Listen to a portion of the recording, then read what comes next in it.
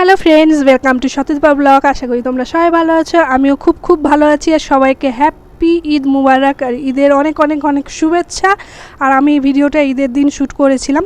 সকাল সকাল ঘুম থেকে উঠে নিয়ে বাসি বিছানা গুছিয়ে নিয়েছি, কারণ আমাদের এই দিন নিমন্ত্রণ ছিল একজনের বাড়িতে ঈদ উপলক্ষে। আর আমার তো ভালোই লাগে ঈদের দিন, তো কেননা সেমাই পাওয়া যায়, সেমাই খাওয়া যায়। আমার সেমাইটা খুব বেশি পছন্দ করি, আমি খুব বেশি পছন্দ করি, এতটাই পছন্দ করি সেমাইটা যে বলার কথা নাই।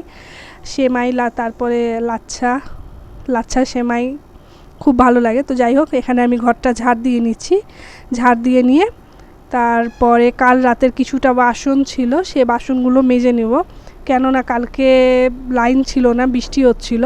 তো আজকেও লাইন নেই, কেননা তোমার বৃষ্টি হচ্ছিলো, সে কারণে সকাল থেকেই লাইনটা নিয়ে যাচ্ছে আর আসছে।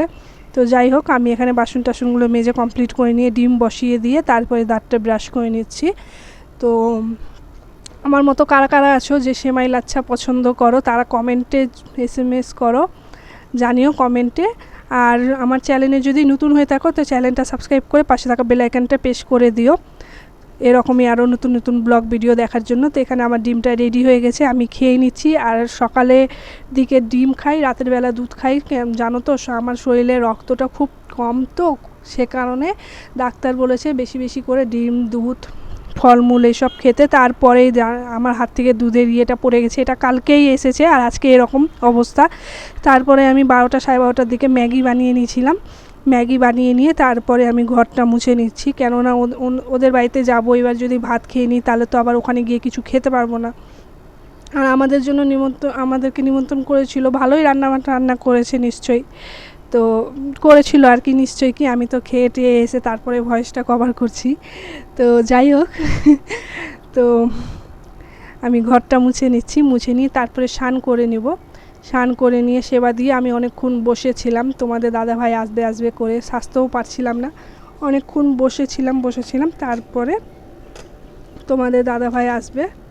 তোমরা যদি ব্যাকগ্রাউন্ডে কোনো আওয়াজ পাও, কারণ আমি ছাদে বসে ভয়েসটা কভার করছি, সে কারণে হয়তো তোমরা আওয়াজ পাবে ব্যাকগ্রাউন্ডে, পাখির আওয়াজ পাবে আর কি, আর কিচিরমিচির করছে। আর গাড়ি ঘোড়া চলছে, গাড়ি ঘোড়ার আওয়াজটা অতটা আসে না, কারণ সিকিমে হর্ন বাজানো মানা আছে, যেখানে সেখানে মানে খুব রেয়ার জায়গা যেগুলো টার্নিং পয়েন্টগুলোতেই হর্ন বাজায়, আদারওয়াইজ না হলে হর্ন বাজায় না। যারা সিকিম এসছো তারা তো সবাই জানো নিশ্চয়ই। তো